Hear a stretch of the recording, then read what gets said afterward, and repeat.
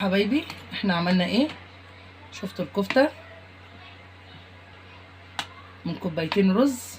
هنعملها ان شاء الله هتبقى زي العسل. يا رب تكون الوصفة هتعجبكم وهتكون سهلة وبسيطة عليكم.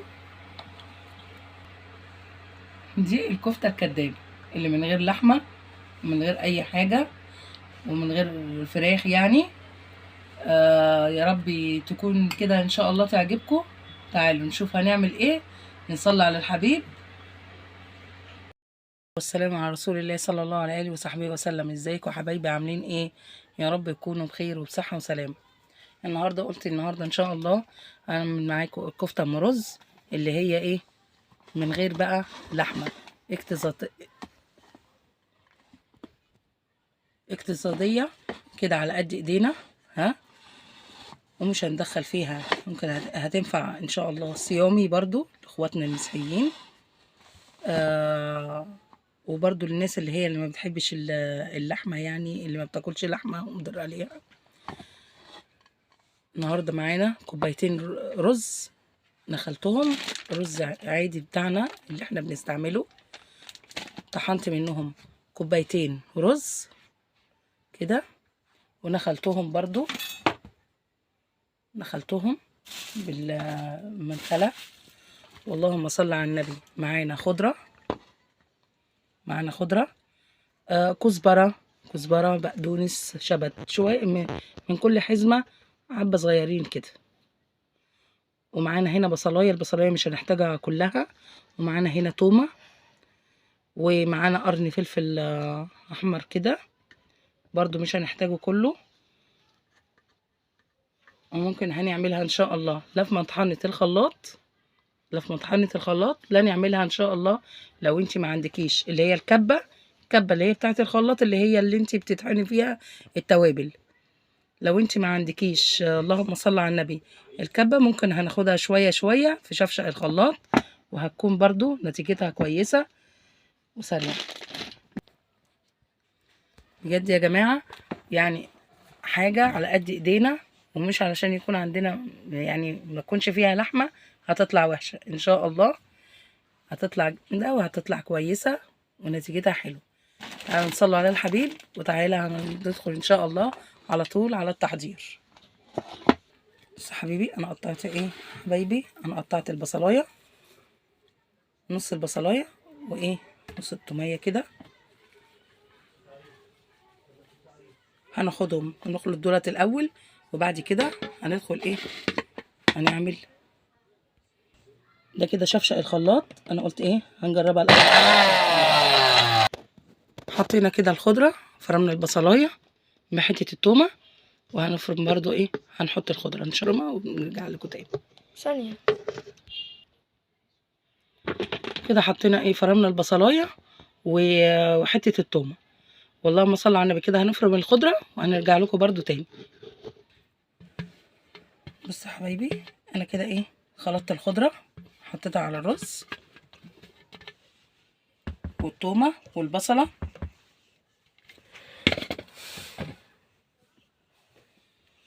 يا بركه حبيبي رسول الله.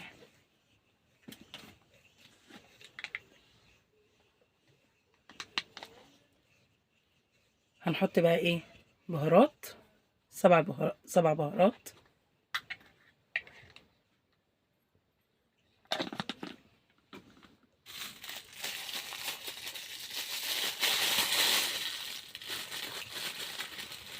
وهنحط معلقه نشا.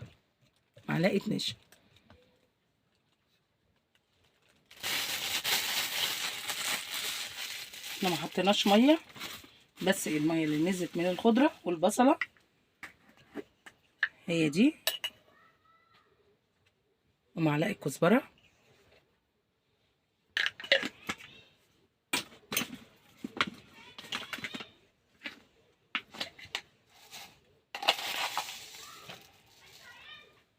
ومعلقه ملح،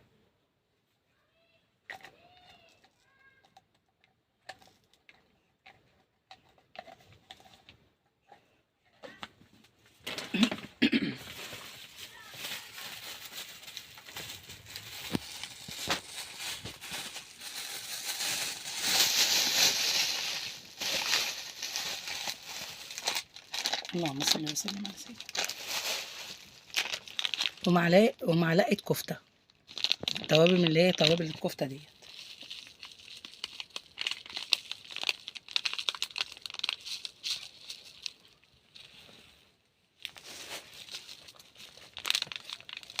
معلقه كبيره هرميه كده.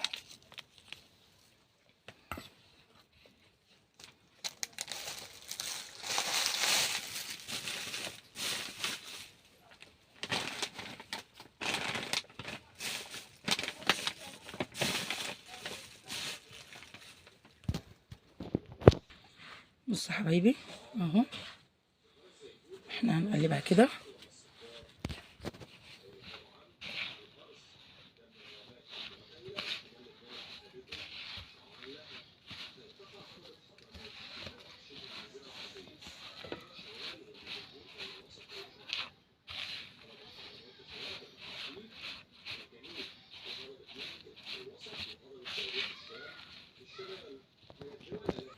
بص يا حبايبي ده ايه، احنا بعد ما عجناها كده هناخدها فرمه كده، لا في المطحنه لا في الفرامه بتاعه الخلاط.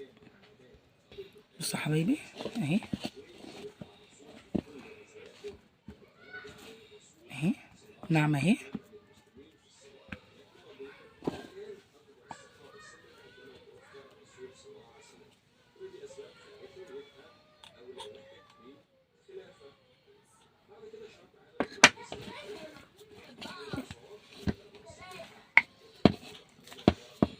يا جماعه بص النتيجه عامله ازاي، بسم الله ما شاء الله.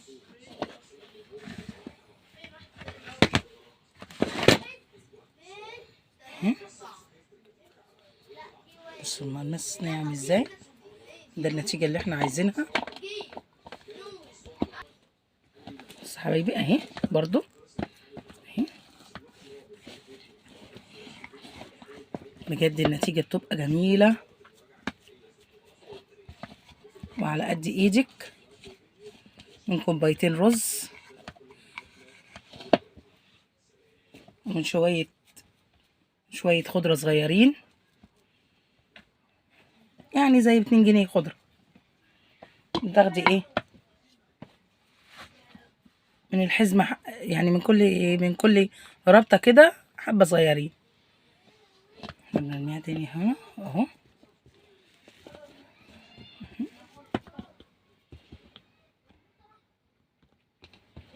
عملتها معاكم في الخلاط، وعملتها برضو جربتها يعني عملتها في شفشق الخلاط، قلت لكم ما عندكوش الكبه هنعمل في الشفشق، ولو ما عندناش الشفشق هنعمل في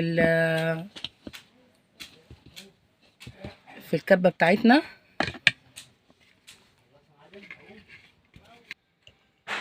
بصوا يا حبايبي ادي الكفته، حطينا جبنا شويه زيت كده، بقى لازم نعملها كفته، امال ايه بقى. معلقتين زيت كده، خليها تعمل نفسها كفته. بص يا جماعه عامله ازاي، ادي الكفته الكدابه.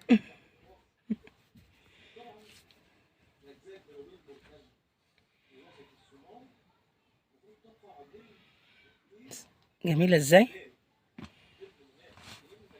بجد بجد تفرقوها عن التانية حاجه.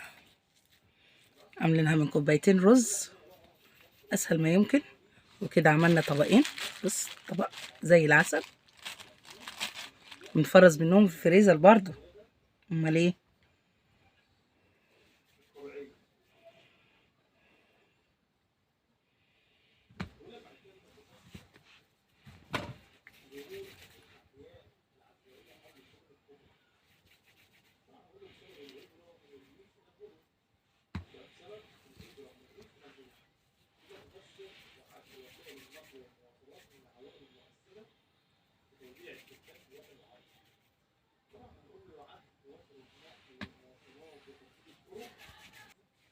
والله يا جماعه جميله وريحتها جميله، التوابل اللي احنا حطيناها بسم الله ما شاء الله عليها.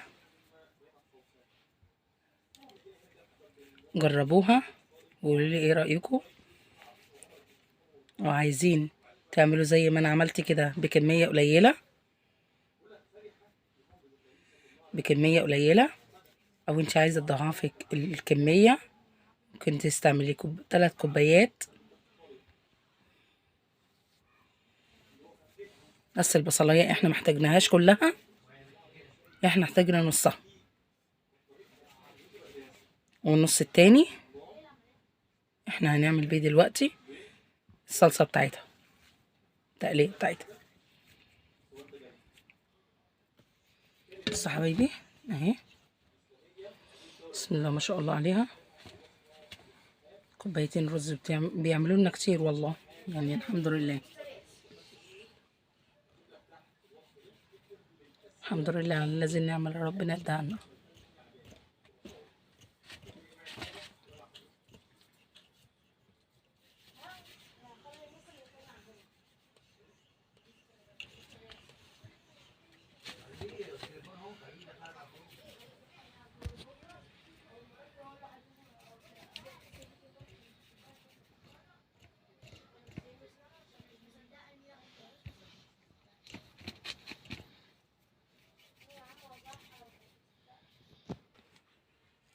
بس حبايبي ادي النتيجة اهي، بسم الله ما شاء الله. هنفرز منهم كمان برضو في قلب الفريزر كده ان شاء الله.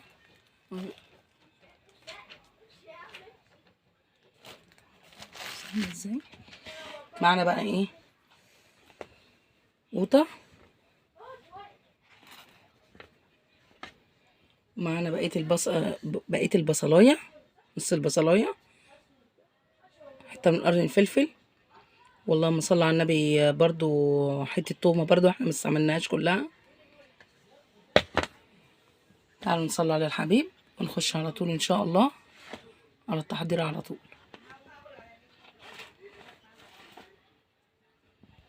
بص يا حبيبي اهي،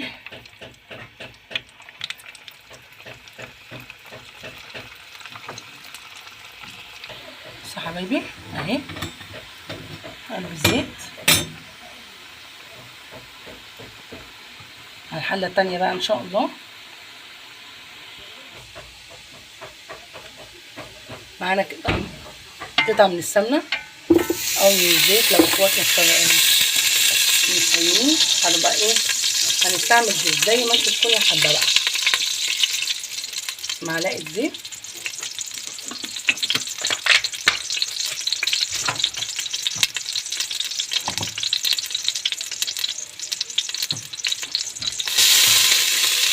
البصلايه كده،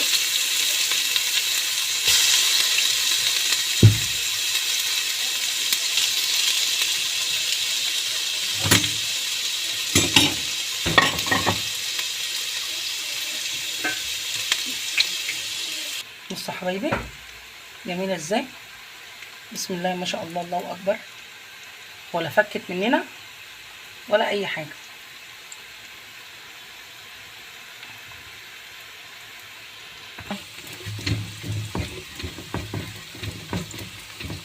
والله يا جماعه طعمها جميل قوي. بصوا حطينا حته التومه،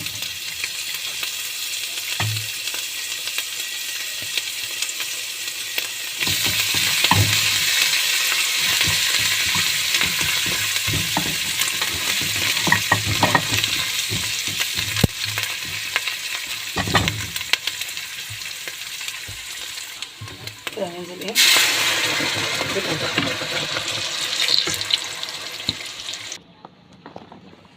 بصوا يا حبايبي جميله ازاي، بسم الله ما شاء الله، بسم الله ما شاء الله عليها، عامله ازاي جميله منتهى الجمال.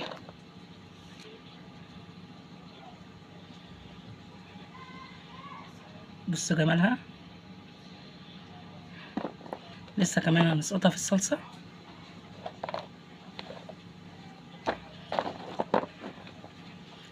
صلوا على النبي يا ولاد. بصوا يا حبايبي الصلصه عامله ازاي،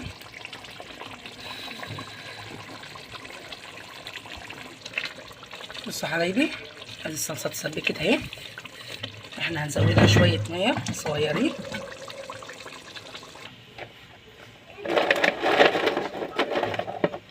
كده هنحطها كده في الصلصه.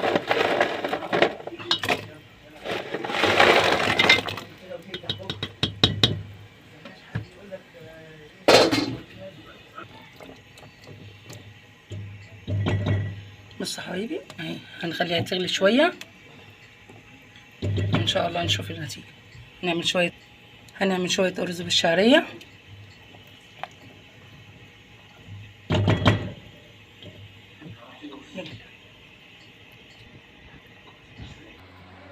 بصوا يا حبايبي ادي الكفته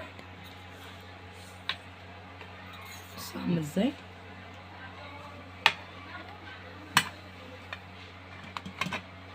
بصوا نتيجتها عامله ازاي يا ولاد، بسم الله ما شاء الله عليها، ولا فكت مننا ولا حاجه. نتيجتها حلوه واقتصاديه على قد الايد. يا رب تكون الوصفه سهله وبسيطه عليكم، وبجد يا جماعه طريقه حلوه طريقه جميله. اشوفكم على خير. اعملوا لي بقى لايك واكتبوا لي في التعليقات زي الاول، علشان بتاعكم كان كان بيشجعني عشان يوصل لكم مننا كل جديد. اعملوا لايك وشير وفعلوا لي الجرس عشان يوصل لكم كل جديد مننا. ويا رب اشوفكم على خير كده، وينجح اولادكم ويخليكم وما تحرمش منكم من الكلام بتاعكم. ويا ريت تكتبوا لي زي الاول. ولو حد عايز مني وصفه جديده يكتب لي في التعليقات وانا اعملها ان شاء الله معاكم. بصوا ازاي، بسم الله ما شاء الله.